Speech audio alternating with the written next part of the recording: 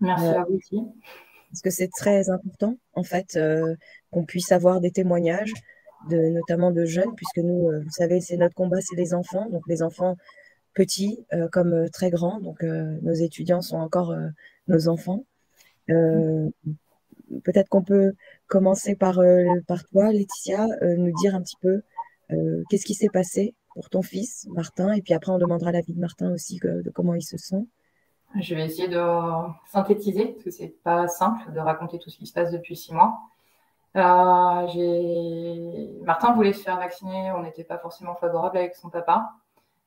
C'était un choix à la base, surtout pour faire du sport. Donc c'est là où je rejoins un petit peu le fait qu'il faut arrêter de mettre cette pression pour que les enfants puissent retrouver au moins une vie normale.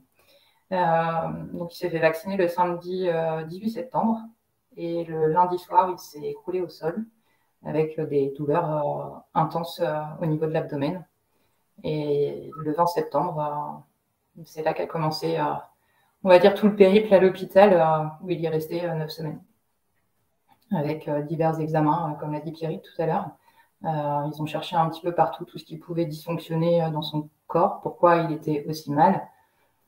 À ce jour, il n'y a pas grand-chose qui prouve qu'il peut avoir une maladie quelconque. Euh, Moi, le seul rapport que j'en fais, c'est qu'il a été vacciné.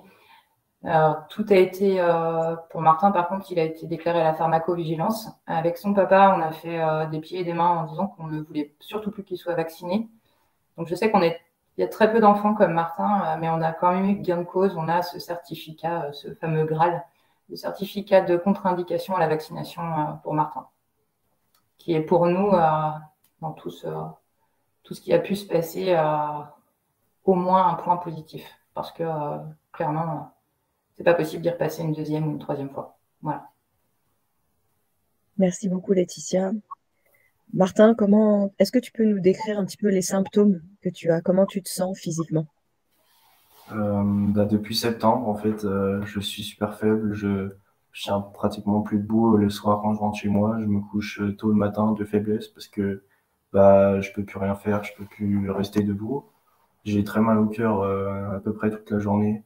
J'ai super mal au ventre et enfin pas un peu tout le temps. Je suis paralysé aux bras et aux jambes. Et du coup, c'est pour ça qu'aussi je fais plus trop de sport.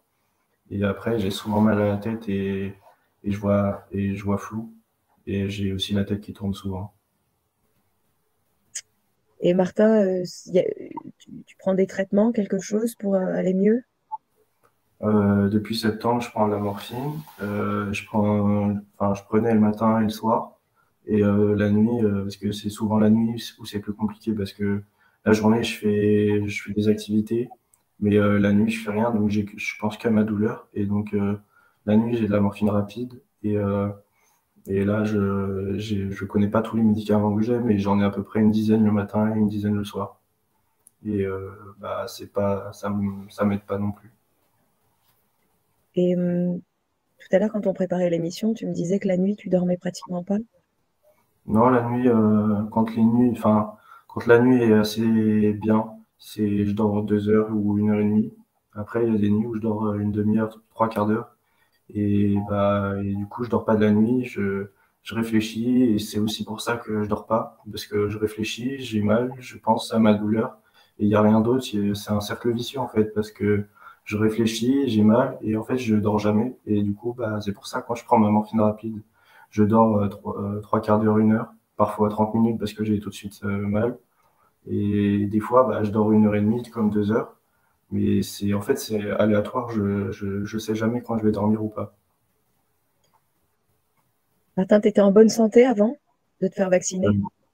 oui, oui. Et puis, en fait, j'étais en très bonne santé. J'étais juste asthmatique. Enfin, des maladies comme on peut tous avoir. Je faisais beaucoup de sport. Enfin, et c'était mon activité préférée. Alors qu'aujourd'hui, j'en fais plus du tout. Et tu t'es fait vacciner notamment pour pouvoir faire du sport.